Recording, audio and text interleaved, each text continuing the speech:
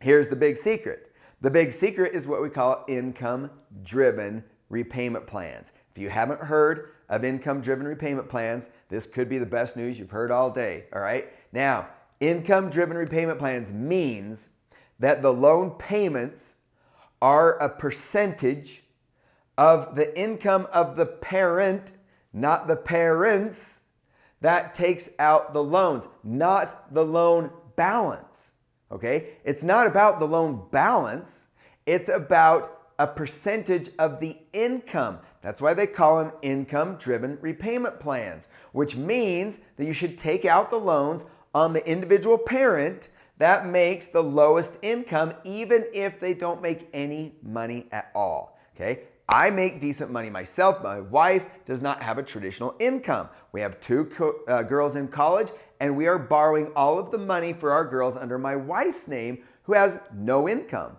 Why do they give her the loans with no income? I don't know, but they do, okay? And it's completely legal, it's ethical. This is the government's way of helping families to pay for the cost of college.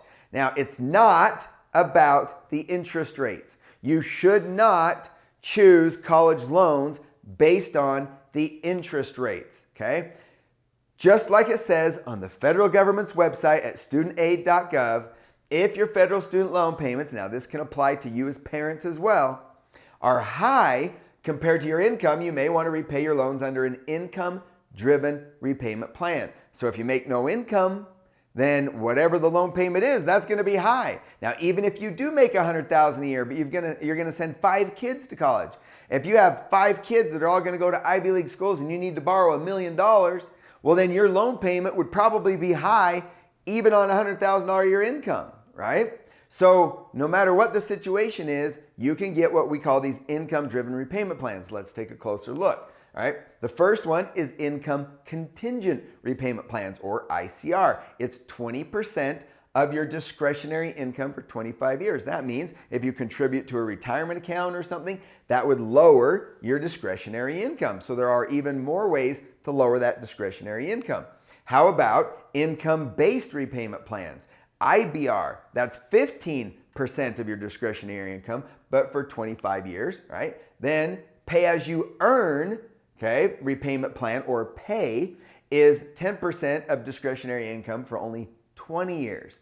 Now, repay or revised pay as you earn is 10% for 25 years. And then if you are on one of these income-driven repayment plans, and if you work for a nonprofit organization, you qualify for what we call PSLF, or Public Service Loan Forgiveness, where it's 10% of your discretionary income for 10 years, or technically 120 payments. And then, yes, after you're done with 25, 20, or 10 years, they literally just wipe the rest away.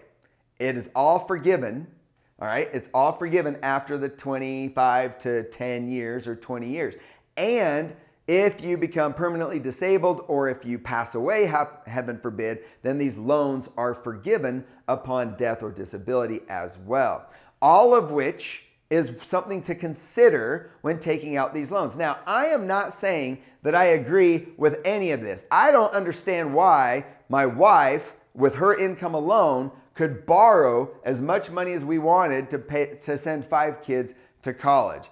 Now, all you have to do is do a married filing separately, and they wouldn't even look at my income at all. That means that with my wife, who makes no income, if we did married filing separately, she could qualify for one of these payment plans. For example, right now, it might be pay, which is one of the more current ones. However, these are changing all the time. By the time you watch this video, they probably have more payment plans that are out there, okay? But it's something that could save you a tremendous amount of money.